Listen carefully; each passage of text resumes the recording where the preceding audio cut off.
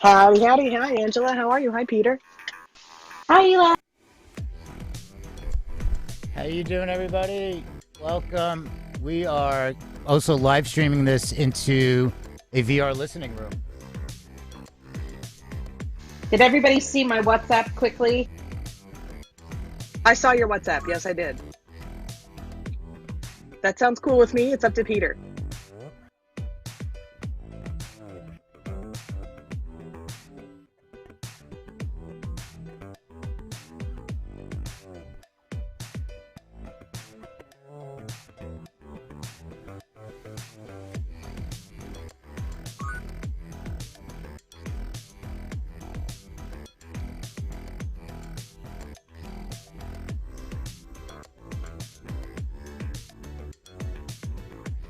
Welcome, everyone. This is the Music News Power Hour from the Music Industry City Broadcast Network. We're going to be getting started here shortly with some headlines of the day. Be sure to ping your friends into the room in case they're not able to see the room in the search of the algorithms of Clubhouse. We're going to get started here shortly. Welcome.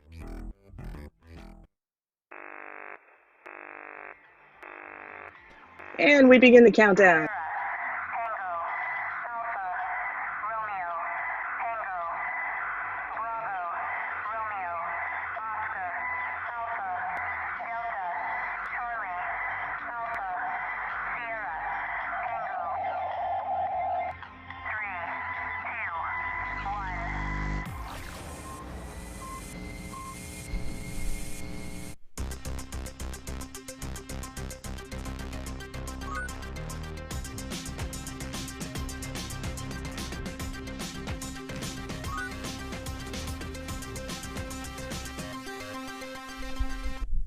How you doing? Welcome to the Music News Power Hour here on the Music Industry City Broadcast Network. And today we are going to be talking about Capitol versus Vimeo.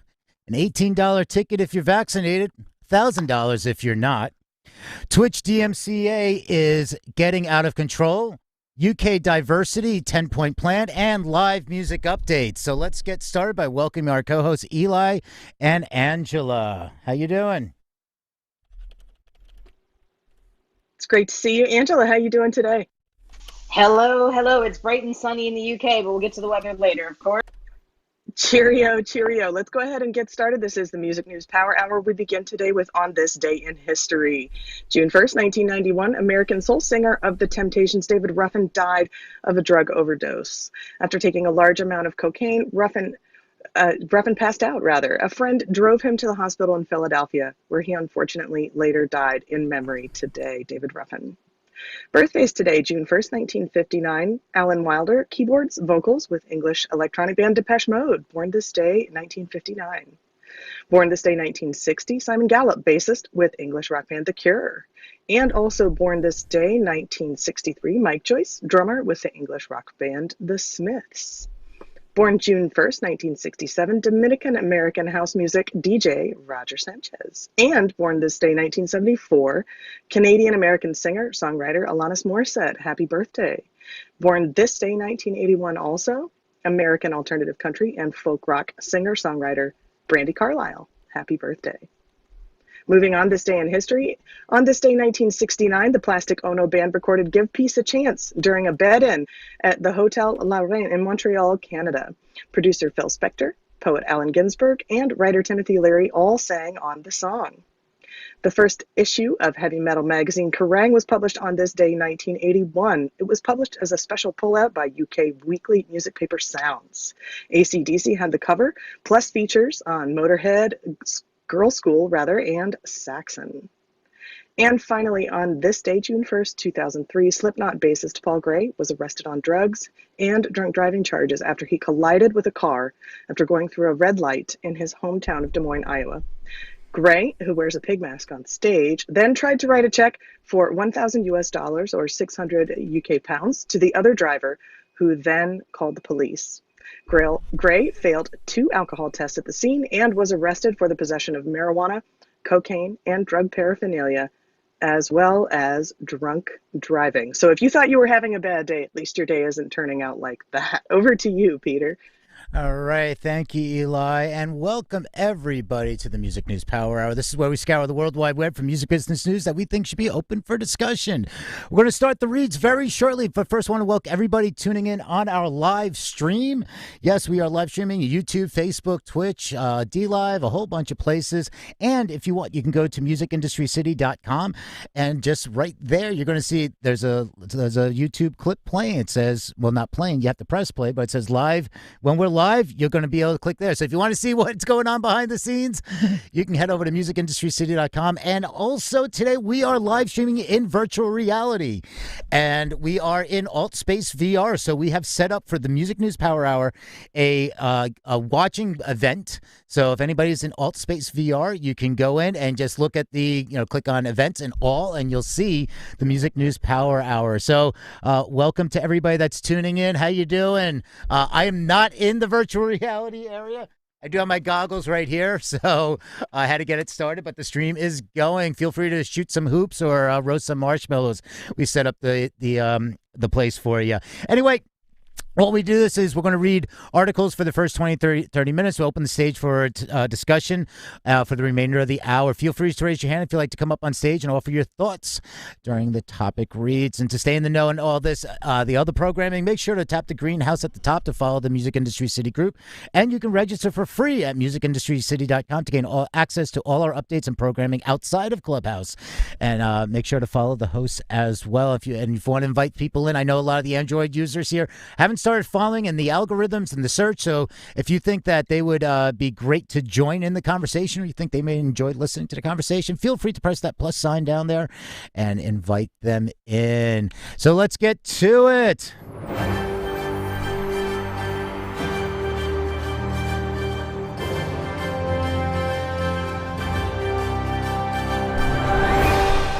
All right, this first one starts off from CompleteMusicUpdate.com. And if you want to follow along with all the articles and headlines that we discuss, you can go to musicindustrycity.com. And at musicindustrycity.com, you can click on the graphic that says show notes, and that will transport you to the document with all the headlines. And we keep a running headline list of all the topics we cover during the week. So when we get to Friday in the week in review, we can bring them back to the table if there's something you want to talk about as well. So it's kind of like an open forum water cooler talk. So this one starts off Capitol versus Vimeo case back in court yet again. The legal battle between Capitol Records and Vimeo is somehow still ongoing. And last week, there was another ruling as part of the music industry's so far unsuccessful attempt to hold the video sharing site liable for unlicensed music that appeared in videos uploaded to its platform.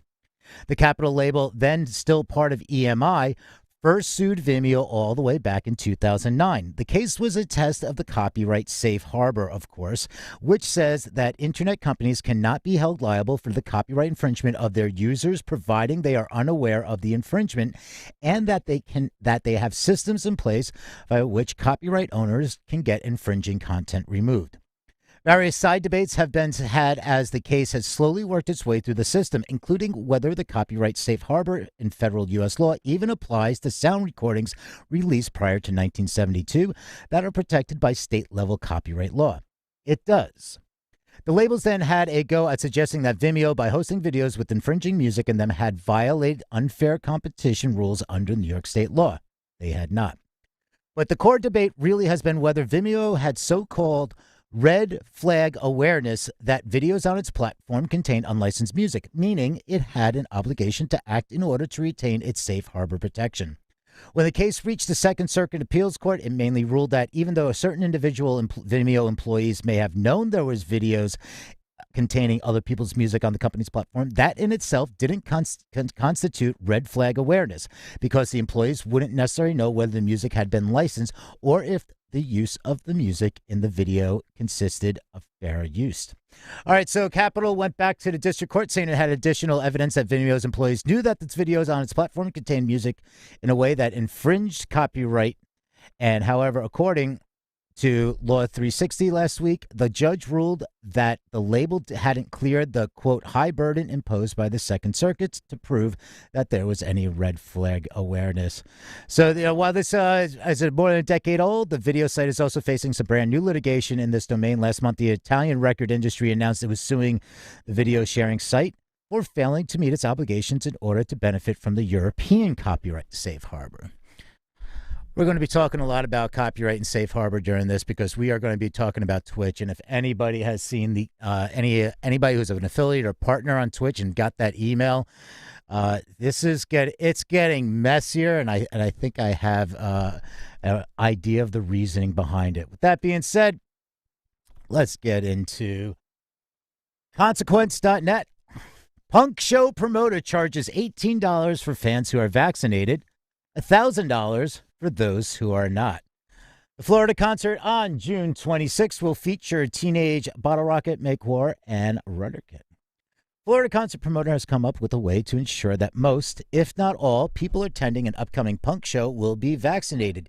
He has instituted a price of $18 per ticket for those who have fully received the COVID-19 vaccination and $999.99 for those who have not. Promoter Paul Williams of Ledford Productions is putting on June 26 Punk Show in St. Petersburg, Florida.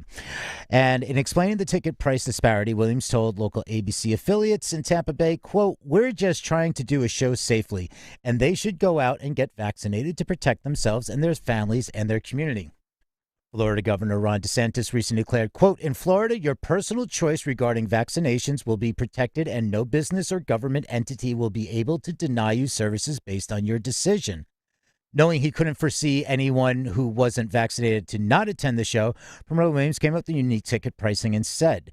He further explained to ABC News, quote, "I also wanted it to be a vaccine drive to get the fence sitters off the fence. I wanted to get the kids that want to go to shows to go out and get their shots." As of now, there's been no takers for the $1,000 tickets.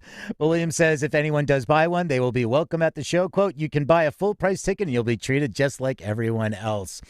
The response to this ticket policy has been, quote, "overwhelming positive," reported Williams. But he did mention that there's been a number of anti-vaxxers who obtained his phone number and have been spamming him with calls. Quote, "To care about people being safe is very bad, apparently."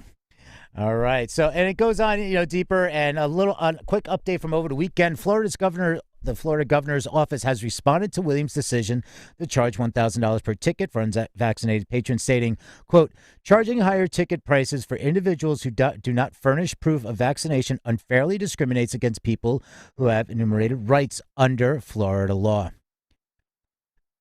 Interesting question here is, can the government step in to say, yeah, a private company what can they change? Say, hey, it's one price for this, it's another price for that. To me, that kind of feels like saying that I own a grocery store and I'm saying I would like to post a sign that says no shoes, no shirt, no service. But lots of people don't like wearing shoes, and so those people don't want me to post a sign as a grocery store owner that says no shoes, no shirt, no service, when I, as a private business owner who pays the rent on my property and sets the rules for my business, really just kind of feel like saying, hey, if you don't want to wear shoes when you shop for groceries, feel free to shop for your groceries elsewhere. I don't know. Any other thoughts? Just think about how many people are just going to get outraged by, saying, "Oh, I have to wear shoes to walk into your place? I was just on the beach."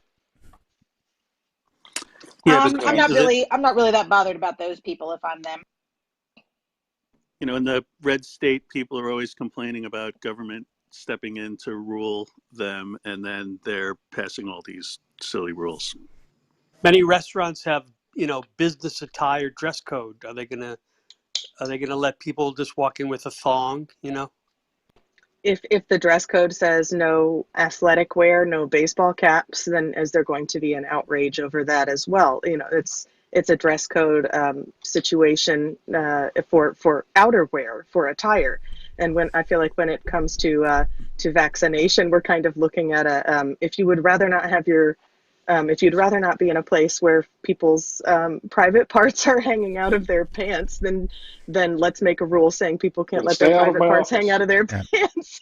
I don't know if that applies, but that's just kind of one way I look at it. Yeah, I mean, going to a show is not a vital service; it's entertainment. So if the proprietor chooses to have a dress code or a vaccination code, I think it's completely their right to do so. I agree with you, Lauren. I do. Right on. All right. Thanks for that. We're going to continue talking about live music. So this one is from France. And this one is iq-mag.net. And this is Ambition Live again, 5,000 attend French pilot show. The clinical trial will compare the outcome of the 5,000 fans who attended Saturday's show in Paris with a smaller 2,500 person control group. 5,000 people packed into Paris's Accor Arena with no social distancing on Saturday night for Ambition Live again. The long-awaited pilot event with the French live industry hopes to persuade the government to allow it to reopen as soon as possible. Headlined by French pop band Indochine, the concert organized by the Industry Association Protus and APHP Assistant Public Hospital de Paris forms part of a clinical trial which aims to demonstrate, as in Germany, Spain, and most recently the Netherlands, that live events can be held safely during the ongoing coronavirus pandemic. Contrary to earlier announcements that the show would admit people with COVID-19, all 5,000 attendees had to test negative twice before entry. Once via an antigen test performed in the previous 3 days, and again with a rapid test on the day of the show. That was on May 29th. Like the Barcelona pilot, but unlike the UK's event research program, all concert goers were also required to wear masks inside the arena. Fans are also requested to provide a PCR test 7 days after the show. And Protus urged the attendees on social media, quote, do not forget to return your saliva sample this Saturday, June 5th. The research team needs it. We're counting on you. Due to the 9 p.m. curfew still in place in France, the concert took place earlier than planned, with the headliners on stage by 6 p.m.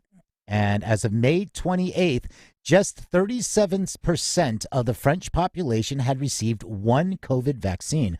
As a result, vaccination status was not taken into account, quote, in this experiment because most young people are not vaccinated in France yet. In fact, we specifically selected participants between 18 and 45 years old who mostly aren't vaccinated. And that's what they reported to ABC News.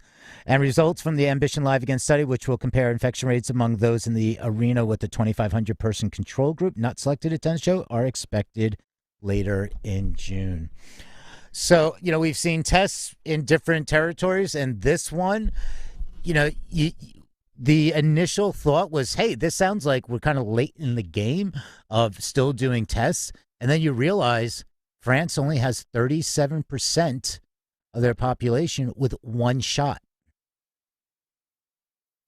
Yeah, it's causing a bit of a sort of turmoil. I don't want to say turmoil, that's not the right word, but it's causing a bit of frustration here in the UK as well, because we're well on our way to 65 to 70% of the adult population having at least one shot, and more than 50% now having two.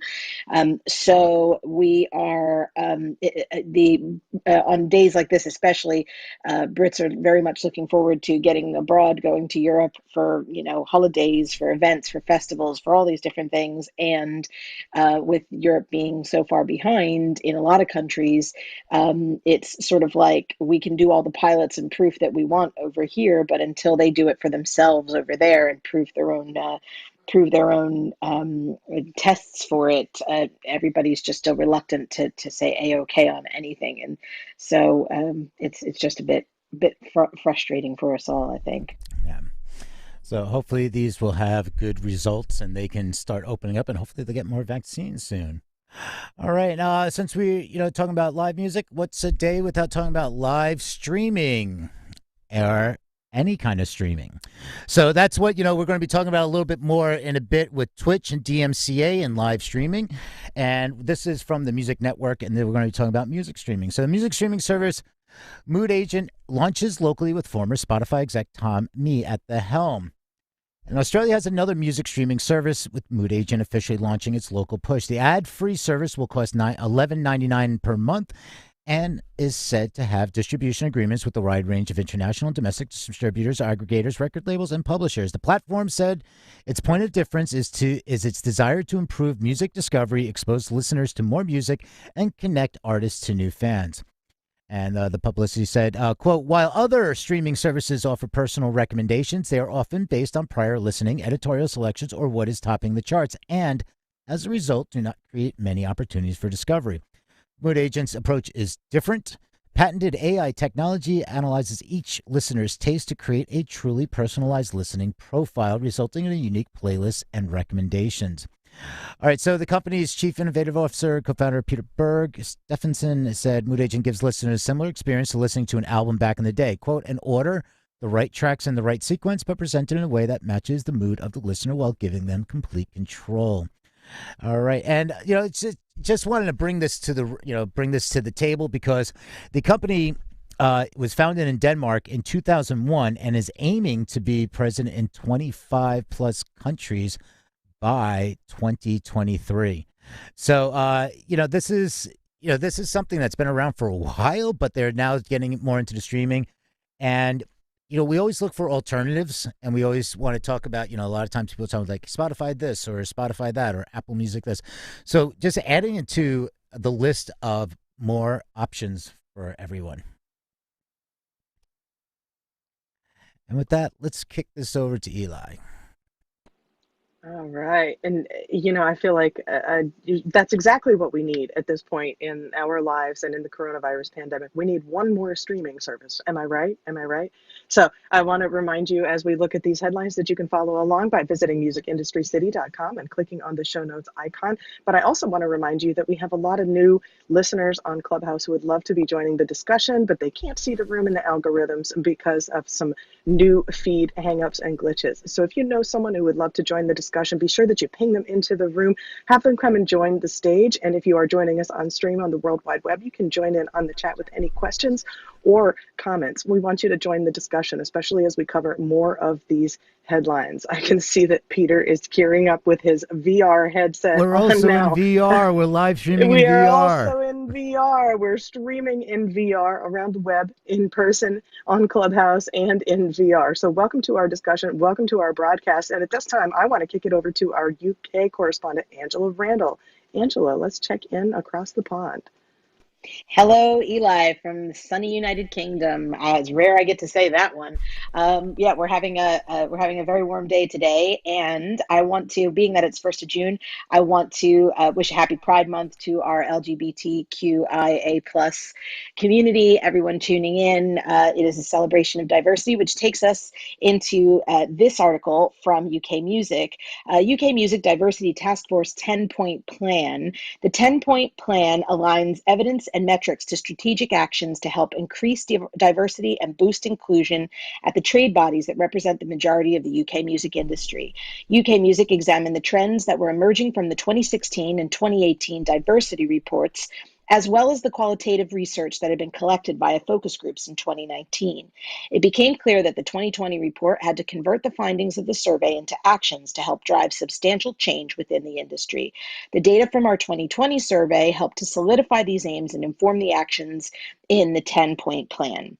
This 10-point plan has been developed by the UK Music Diversity Task Force and has the full support of UK Music's 10 board member bodies. The plan aligns evidence and metrics to strategic actions to help increase diversity and boost inclusion at the trade bodies that represent the majority of the UK music industry. Progress will be assessed by the task force annually to ensure the markers are met to the best of the org's ability. The 10-point plan is a considered cohesive approach. All actions impact one another and aim to influence musicians, audiences, communities, and the industry to drive sustainable change. So they've examined all of the trends and reports that have come through, and while it's been developed by the UK Music Diversity Task Force, it has the full support of UK Music's 10 board member bodies, which means it's getting all sorts of feedback. And just some of the actions are listed here on I'm going back to the show. That's me right there. Oh, yeah. Oh, hey, there's Peter. I had the wrong mic muted.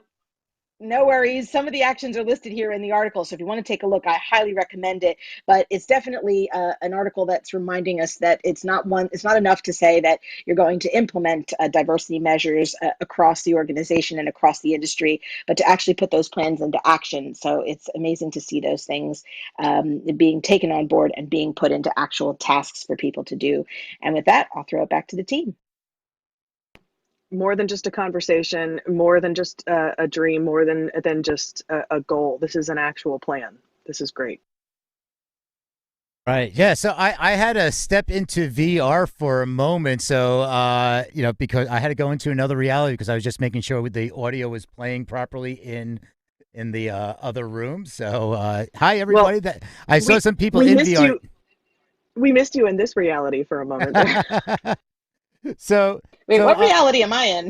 Yeah, you're in the clubhouse reality. Anyway, so thanks for understanding. I think I was trying to unmute my VR microphone, talk to somebody, make sure they could hear it. So I was literally in Meta World, and so thanks for that. And so that was the Culture Select, and well, actually, that was about the diversity project. Were you talking about? Did you also talk about the Culture Select, the Lost Summer in Britain? No, but I can do. Oh, I'm going to read this one, and I want to hear your comments on this because this is also really interesting. This has been a discussion that has been ongoing since January, and with that, let's kick over to there. So this is a complete music update, and this one is Culture Select Committee says government inaction on insurance will result in another lost summer for the festival sector. So I'm not going to get all the way into this article. And again, you can read all the articles at musicindustrycity.com, and when you get there, click on the show notes. So, what you have here is the UK Parliament's Cultural Select Committees this weekend published a report based on its inquiry into the future of the music festival sector. MPs on the committee again called on the UK's government to urgently instigate a state-backed insurance scheme for large-scale events due to place in coming months COVID restrictions lift. Otherwise, they said, the festival industry would face another lost summer. In theory, from June 21st, full-capacity events will be possible in England again as part of the government's current plan to remove COVID restrictions. However, there still remains a risk of those restrictions could as yet extend, which means any festival due to take place in July or beyond still face the risk of having a last-minute cancellation. With no cancellation insurance available on the commercial market, that has forced many independent promoters to already cancel their 2021 editions, which could have gone ahead if the June 21st target is actually met. For months, the music industry has been urging UK ministers to follow the lead of governments in some other countries by offering large-scale events state-backed insurance. That way, as soon as COVID restrictions lift, there will be a flurry of festivals ready to proceed. However, to date, the government has resisted all those calls. It has been indicated that some sort of insurance will likely be offered once COVID restrictions have actually lifted, but not while there remains uncertainty about the June 21st target date. But for many events, that will be too late. So it goes on much deeper, and this has been an ongoing point of contention for these festival promoters and everything. And, the decision, Angela, the decision is being made on June 17th for June 21st. Is that correct? Yeah, I mean, as far as I understand it, they're going to give themselves as minimal amount of time as possible to make changes because they're still trying to manage this Indian variant that we're seeing that's entered the country both in the north, like the Bolton area, sort of just north of Manchester, and Scotland. In fact, Glasgow is remaining in a level 2, while the rest of the country is looking into going into level 1 lockdown release because there's been a bit of an outbreak in that area of the Indian variant. I think they're just trying to keep a lid on it. And I think what's happening is in one camp, the Indian variant is causing some speculation for whether or not they can prove that it doesn't transmit as in time, or that vaccinations aren't an issue with regard to the Indian variant. And I think that of course the opening date of the 21st of June. I think the problem is that there's an overlap there with when the results will be available of those vaccine viability studies and the sort of point of no return where they need to make the call on the events going forward open from the 21st of June. So they're reluctant to sort of roll anything new out before they can say, in fact, it protects you, so we won't need that, and we're just going to contain these small pockets until we have that variant sort of completely under control. I think that's all it really is. A lot of bets hedging, if I'm speculating, but definitely more to come on this as details emerge, I assume. All right, thank Well, you for that. and here's the question, which I think makes the headline particularly relevant and striking. You know, for me, is that any sort of an amount of time to allow festivals to go forward? Will artists be able to buy tickets? Will people be able to get to where they need to go? Will they be able to book accommodations for artists, for guests, for staff, for crew? Are you going to be able to assemble crew by that point? And so it really is the point of no return, as you said, Angela. We're looking at a situation, if we don't want to lose this summer for festivals, we are definitely looking at dates of no return, whereby we need to be able to say, yes, we can move forward with this, or no, we really just safely can't. So it's wow, that headline is so well written. Exactly. All very true. All right, thank you for that. All right. Who's been following Twitch? Who's on Twitch? Who has an artist that's on Twitch? This one, we're going to talk a little about this for a moment, because this is getting out of control. And Twitch is stirring the pot, and Twitch is turning their content creators against the content creators of music. And they are passing the buck, and they have been doing this since last year. And we're going to talk just two quick articles. And if you are on Twitch or you deal with any of this, you're in publishing, you're on the label side, please take a look at these, because it's coming from a different standpoint. This is not the mindset, this is not discussions coming from the music industry side. This is coming from what the streamers are saying. All right, so this one starts off from giantfreakinrobot.com, and you would know this if you're a gamer. And the title is, a massive wave of DMCA takedown notices are shutting down Twitch streamers everywhere. So just to recap, this started last year. By the summer, it started going full on. By the fall, Twitch was sending out emails to their content creators saying, if you don't want a DMCA strike, don't stream music unless you use our music that we've created this new platform for you. So they aren't getting the licenses in place. They have some licensing. It's all about the VODs, the video on demand. They have made in the past, okay, you can delete your VODs, and then it's found that if you delete them, they're still stored on a database somewhere, and the tracking systems from RIAA can find it, and they're still getting those notifications. Twitch has kept on saying everything vague in their emails. I'm going to read some of that email, but this is getting too much. So Twitch users are concurrently up in arms over a series of copyright strikes imposed practically overnight. The target: all recorded VODs containing segments of proprietary music played in the background. Music publishers sent Twitch over 1,000 takedown notices en masse, according to an email from site administrators. The claim singled out both past and present VODs playing DMCA-protected content, leaving the platform with no option but to issue millions of affected streamers 3 copyright strikes all at once, resulting in a widespread ban. Twitch users contested the DMCA's right to deal out indefinite moratoriums in the absence of a preliminary warning, especially concerning VODs streamers can no longer even access. Why penalize videos users can't delete or otherwise do anything about? Twitch counts itself equally disappointed and has already reached out to music labels and all the related parties for comment. The platform is hoping to arrive at a reasonable arrangement that allows Twitch streamers to continue playing music while still abiding to DMCA laws. As of this writing, Twitch has yet to circulate an update on social media. Now, just remember, this is from this writer's point of view. Okay. This isn't the first time the music publishers have taken advantage of Twitch's 3-strike system to precipitate large-scale suspensions. Let me reread this from this person's point of view. This isn't the first time music publishers have taken advantage of Twitch's 3-strike system. This is not from the inside. This is from the content creator side of Twitch. All right. They're now saying that the music publishers are taking advantage of this. Okay. The last time was a little over a year ago. By the way, this person's also confusing music publishers and record labels. That's the other thing here. Okay. We have NMPA, RIAA. The World Intellectual Property Organization is a United Nations sanctioned international agency residing preserving intellectual property rights worldwide. This aims to resolve any matter of IP disputes by strict adherence to treaties implemented since the conception in 1967. So a little background there. There's two laws that provide the basics. Those are the founding laws for the Digital Millennium Copyright Act, or DMCA.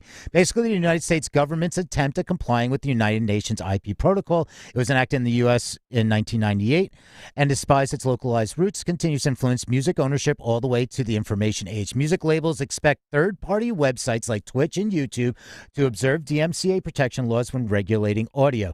The DMCA notifications mark the second time streamers have had to address problematic management since Twitch allowed bots to engender fake engagement. The site administrator did eventually crack down on viewbotting, follow viewbotting. Okay, but with the DMCA claims posing an entirely new threat to internet streaming, Twitch users are considering following in Minecraft streamer Tubo's footprints and relocating to Facebook gaming for the time being, depending on how Twitch bigwigs plan on the current fiasco. I'm going to go right into the next article here. That this is from Game Rant, and it's another perspective from the content creators in the gaming space that are using Twitch as their platform. So it's interesting to hear their other side, their perspective on this. World of Warcraft streamer Asmongold calls for copyright law changes following Twitch DMCA ban. Following an expected DMCA ban wave on Twitch, popular World of Warcraft streamer Asmongold calls for drastic changes. Twitch sent out an email to all streamers on its platform regarding an incoming wave of DMCA takedowns. The email detailed what was happening and what the streamers should do to prepare themselves as these notices begin to release. This has spawned reactions from all over the Twitch community, which met with many calling for reform. One well-known streamer is making his voice heard on the subject. This isn't the first time Twitch has been dealing with DMCA issues, but it is one of the first times that Twitch has been more transparent with what's happening and what streamers should do. Twitch has a 3 strikes and you're out rule for copyright infringement. However, the proposed solution is to remove content if it contains copyrighted music, which can be a pain for streamers with many previous recorded clips. Asmongold, a prominent Warcraft War streamer, has made a call for changes to copyright laws surrounding this very issue via a recent post on Twitter.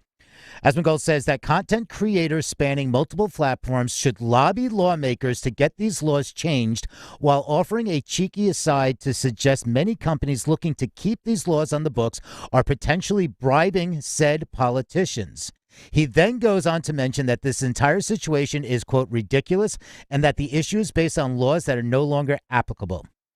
And of course, users rallied around him. Some called for a form of union for streamers and content creators, and others mentioned, well, this would be a fruitless effort without financial backing. So it goes more into the DMCA, and it goes on. His words carry some weight with his community, and if larger streamers begin to push back and demand better laws surrounding copyright infringement, Twitch might also follow suit. Until then, streamers will have to manage their VODs and continue to prune through clips in an offer to stave off any copyrights. I'm now going to read the email because I'm a Twitch streamer.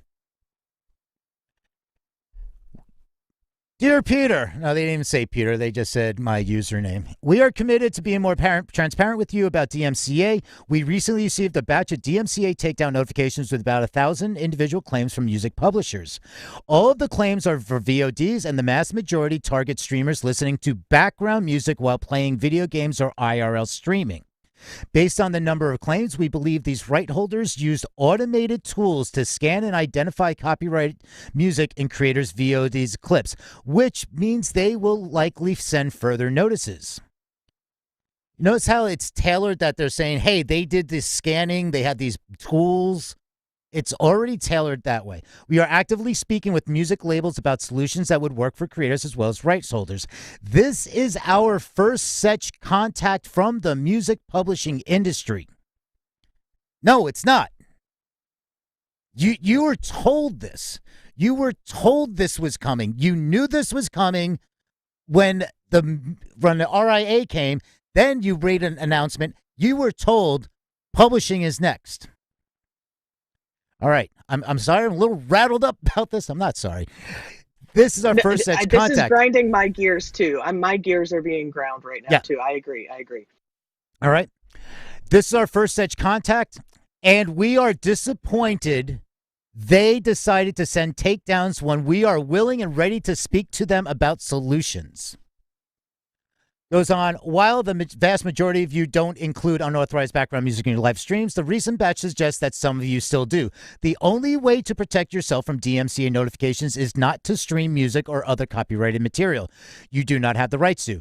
If you do have unauthorized music copyrighted material, blah, blah, we strongly suggest that you permanently delete anything that contains the material. For your remaining VODs, we recommend that you unpublish all feature. That was a nice thing Twitch added in the email from months ago. We added an unpublish all for you. All right. And review any other content. If you believe your content has been misidentified or taken down by mistake, you can submit a counter notification. All right, so it goes on a request. For more information, there's Creator Camp, what Twitch is doing. For our part, we are continuing to help creators minimize the amount of material that may infringe others' copyrights. That includes educating creators and providing resources to understand the rules and risks concerning the use of music on Twitch, as well as building new product features, such as the ability to unpublish VODs, view your strike count, strike notifications in the creator dashboard, multi-track audio support for OBS and more, investing in proactive detection and muting, and working with rights holders on longer-term solutions. All right. These conversations are ongoing, and we've continued to work with the music rights holders to establish potential approaches that we'd appropriate for Twitch service in our entire community. When we have progress to discuss in that area, we will share it with you. I also want to talk about this is their priorities. This is their priorities to help the music copyright DMCA issues. Their priority is not to get the proper licensing. That's the priority, not to pay for the proper licensing. What their priority is to let you know easily and quickly if you have a strike on your account. Twitch has been doing this. And to very quickly place blame elsewhere and say that surely that's an algorithm that did that. That's not us. That's just a thing. It's just a setting. Is there a pardon the interruption, but is there and forgive the crudity of this question, but who's the Metallica here? Like, who is it that's strong arming these alleged or rights organizations into creating these alleged bots and algorithms and all? Do they even point towards examples anywhere of somebody that's saying we feel that Twitch is severely cutting into our market share, and as a result of all of these gamers and DJs streaming our music, we're losing out on millions and millions of dollars? Like it's a conflict without an aggressor. The aggressor is the takedown notices. That's what Twitch has positioned this as. This is the music industry. I get that. Right.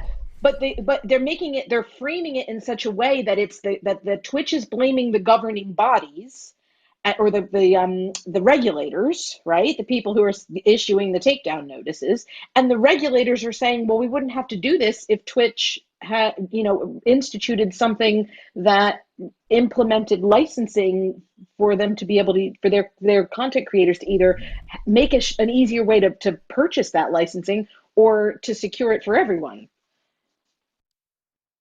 You see what I'm saying? Like, yeah, well, Twitch just doesn't want to pay the licensing. So here's the thing. This is that new school mentality. This goes into a different mentality and mindset of creators. The creator economy is like we should have music for free or things like that. I mean, Francis Ford Coppola said that years ago. He's like, we shouldn't be paying for music. I'm like, wait a second. Do you want people to pay for your films? And this is the kind of mentality. But what is happening here is Twitch is feigned like, we didn't know. Bullshit. Here's the thing. Here are the people that have been involved and are involved or head up the music division at Twitch. Mike Olson, previously at Pandora. Tracy Chan, currently head of music. He was at YouTube. He was at Spotify. Athena Kumis, she was at Echo Nest, Spotify, and Excite. They know all of this. They know everything they need to know. Here's the thing. If we go to the reason I wrote the second article there from the Asmongold calls for copyright law change because yes, copyright law change. We need copyright reform. Yes, we do. And by the time copyright reform gets put into place, it's already 20 years too late because of the bureaucracy. Here's the thing. Twitch has put their content creators against the music creators. They're saying it's the big bad record labels. Well, it's not. You know what it is? And sorry. Oh yeah, we can call the record labels big bad record labels if we want. We know how this operates. But here's the thing. It's the artists. It goes down to the artists. So what they're doing is they're putting content creator versus content creator. Instead of saying like, hey, the musicians aren't getting any money. So what about you as a content creator who's making money, who's, streaming this, who's making money? This is where it comes into play. I mean, some of these streamers make a lot of money. They make millions of dollars. Okay. So here's the thing. What Twitch has done, and I want to wrap this up on this thought. What Twitch has done has been an amazing pivot. What they've done is they've put content creators against content creators, and now we're seeing this has been going on for months. And they're saying they're blaming the music industry and saying go after it, don't blame us. What they're trying to do is they really, I think, are trying to get it so stirred up that they want to somehow affect change in the copyright and say we want this for free. We want to be able to do this. They have the power of Amazon. They have this power. They have the money. They can get the money if they want to get the licensing in place. But I think they're trying to make a global change. They're trying to move the copyright legislation into their favor. And this all goes back to everything with lobbying and what we've seen and going up to Capitol Hill. Because now what we see, and that's why I brought the second article, is that now the Twitch content creators are saying we need to form a union. We need to implement content change. Twitch can kick back and say, go do your thing. Here's the Zippo. Well, but what is the old adage? You don't have to convince the people with torches and the people with pitchforks not to storm the castle. You just have to convince the people with torches that the people with pitchforks want their torches. Didn't we see this recently in the U.S.? If anybody has any thoughts on That's this, so true. anybody has any thoughts on this Definitely. Twitch and copyright, feel free to please raise your hand.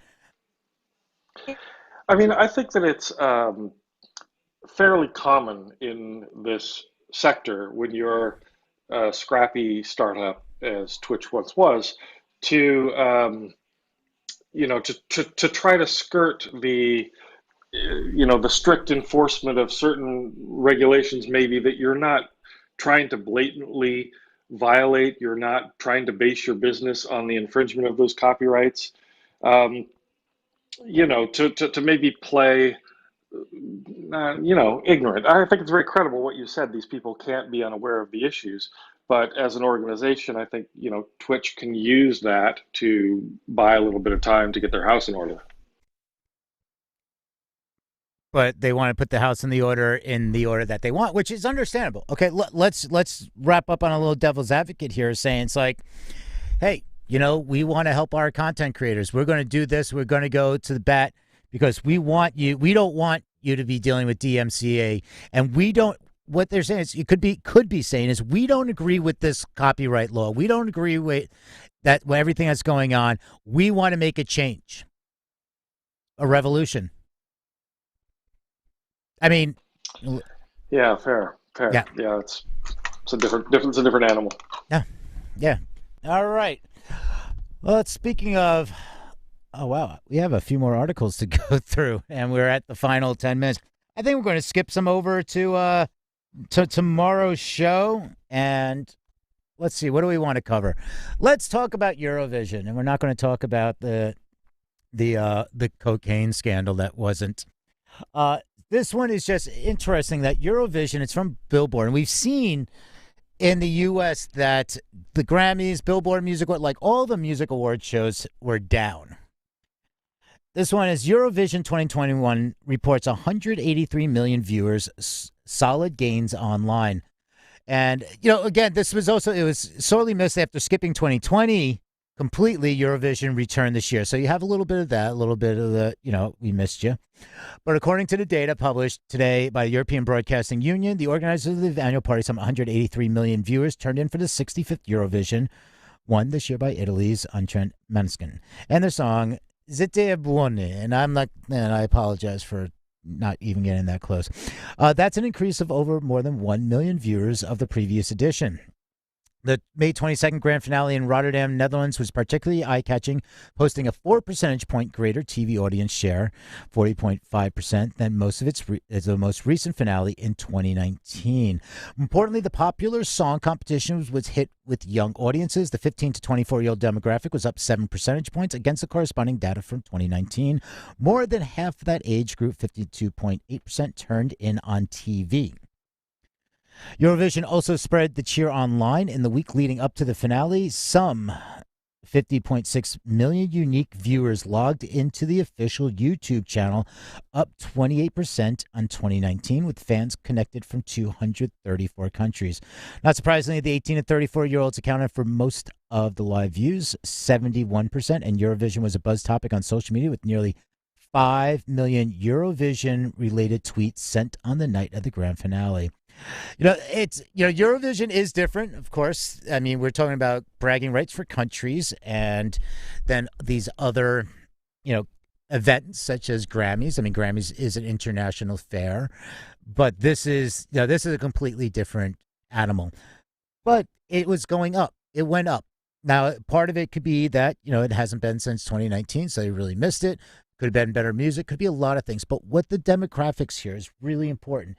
Is when we take a look at with the Grammys, what's going on at the Grammys, and like age, it's they're 18 to 24, 18 to 34-year-olds down. Well, it's up for this, and a lot of this buzz, and they're talking about the YouTube channel. 50.6 million unique viewers logged into the official YouTube channel leading up to it. So where's the difference? And even the interesting thing we've been talking about with the Grammys and in the other award shows, saying, well, it's cable cutters and cord cutters, and how are they even going? They're looking for it online. They can't stream it for free. They don't want it. Well, Eurovision did a great job of making it stream friendly. And but the interesting thing was more than half of the age of the 15 to 24-year-old demographic tuned in on TV. Now, is this a U.S. versus rest of world? I mean, are there more people in Europe that are you still viewing on television? Is it that the U.S. percentage of cord cutters is different? Is this just how consumer behavior is different? But the fact that you have 15 to 24-year-olds more than half of them tuning in on television, and we were saying that, hey, well, the Grammys weren't very television streaming friendly. In Europe, the cord cutting percentage is a lot lower, and a lot of that is due to the fact that a lot of Europe is still getting their television, even multiple channels, over the air.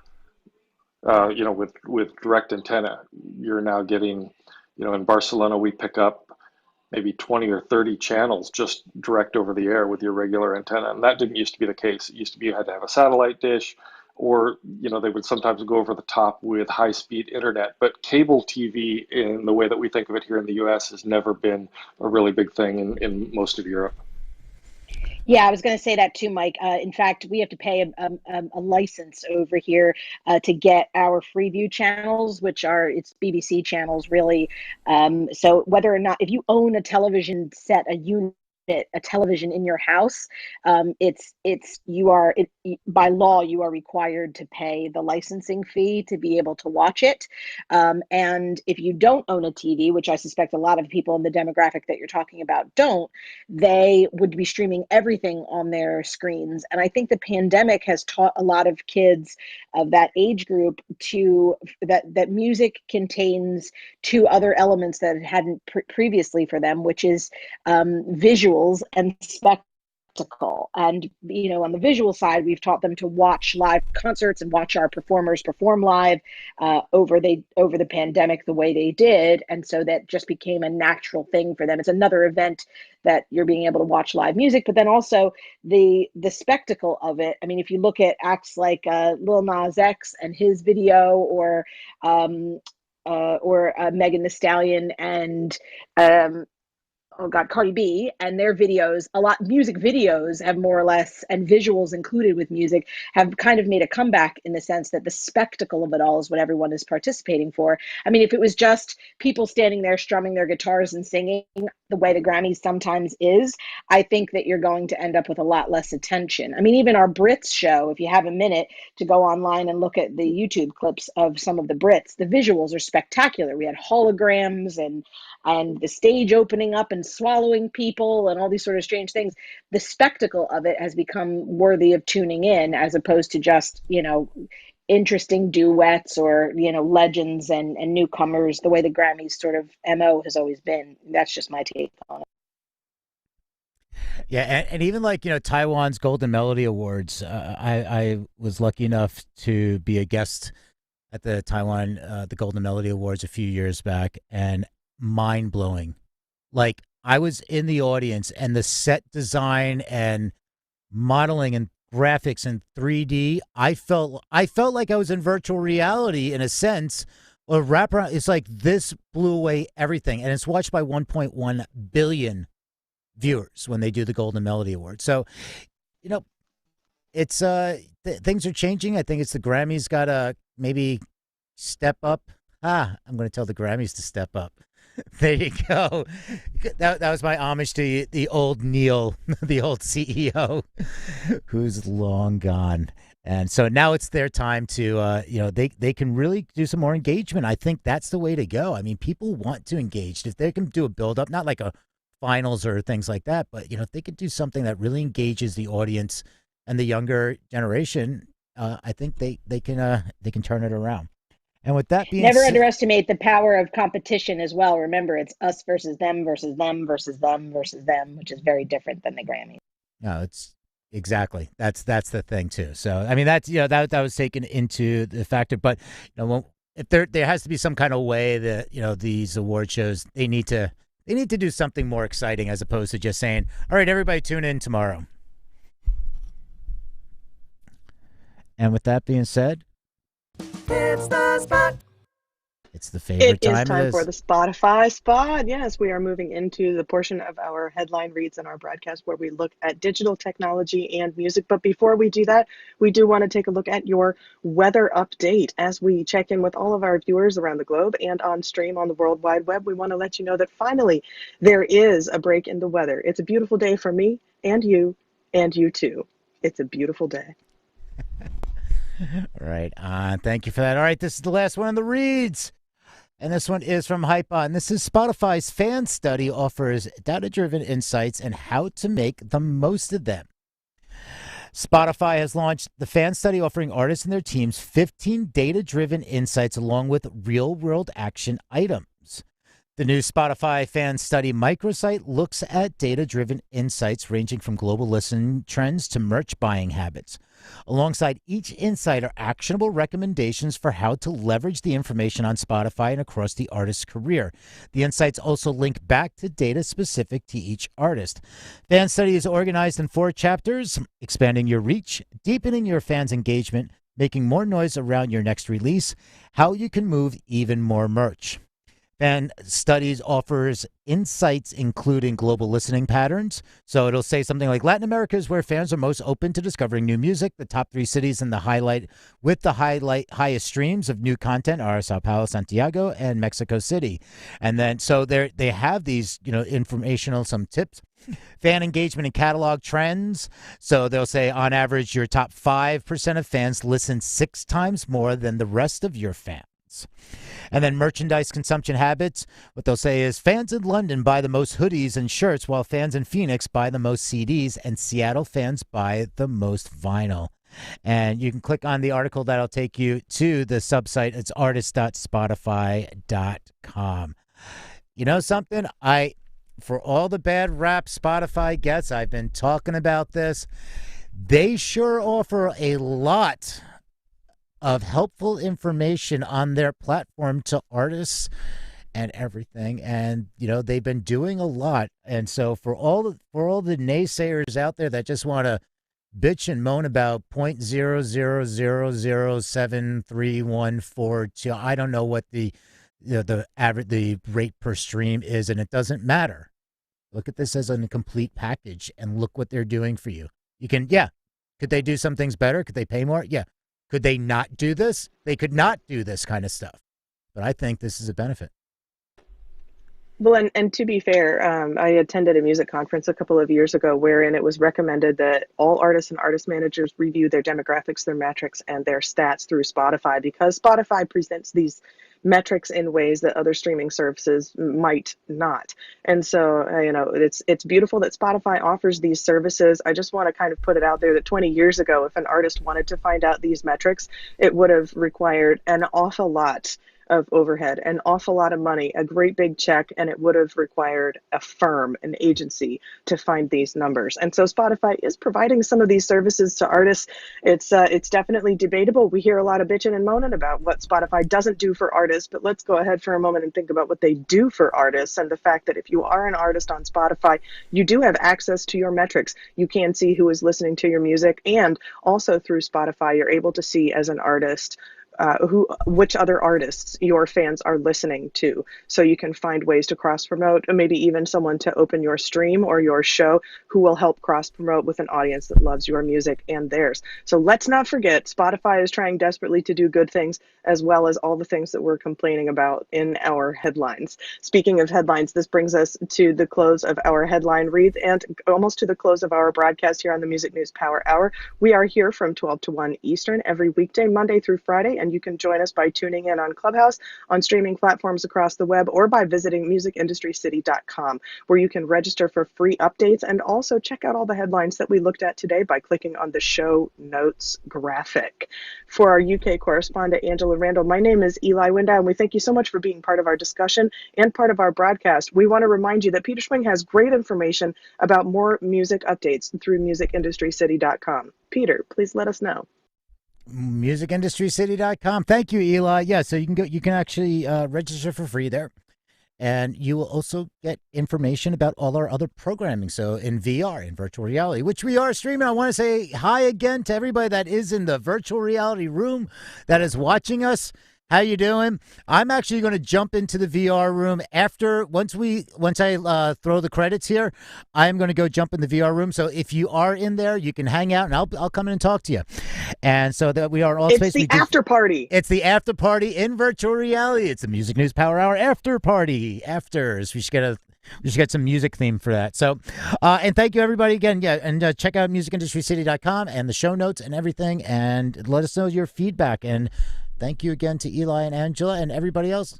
We'll see you again, same time tomorrow. Cheerio. Cheerio. Let's do it all again. Same time, same place tomorrow. Thanks, have everyone. a great day, and we'll see you for tomorrow's Music News Have Power a good Hour at 12 Eastern. Have a wonderful day, everyone.